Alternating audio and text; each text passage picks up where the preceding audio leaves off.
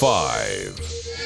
Ha! Top 5, bitches. All right, Kaiser, now you have to defend your choice. I believe you'll find me more than up to the task.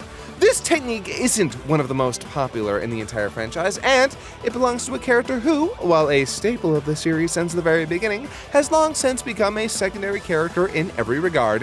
However, the Kenzan as a technique is one of the trickiest, most badass, and underappreciated on this list.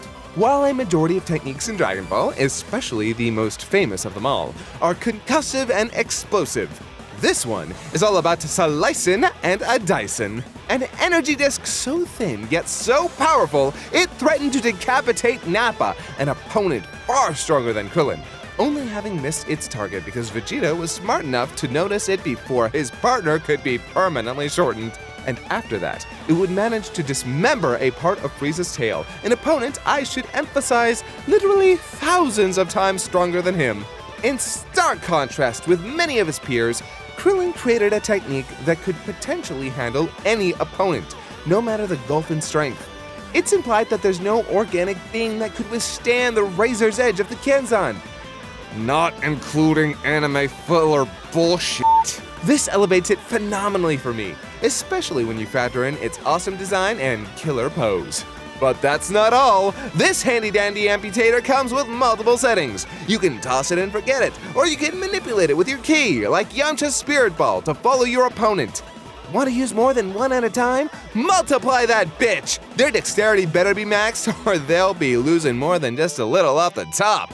Need to ring out your opponent or use the environment against them? Then take out their footing or drop a fucking rock on them!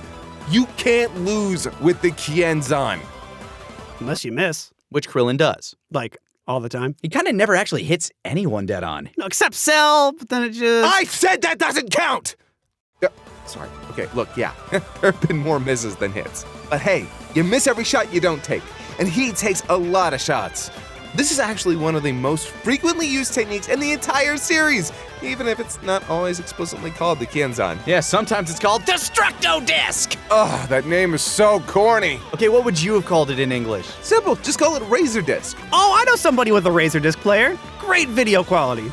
For the time. Oh my god. Seriously though, we love this technique too, for the million reasons you listed. We'd just be remiss not to point out its shortcomings. When you have a technique that literally everybody ends up ripping off before the end of the series, you know you've got something truly special. Hey, how are we supposed to explain that Solar Flare didn't make the list? They can watch the honorable mentions video for that.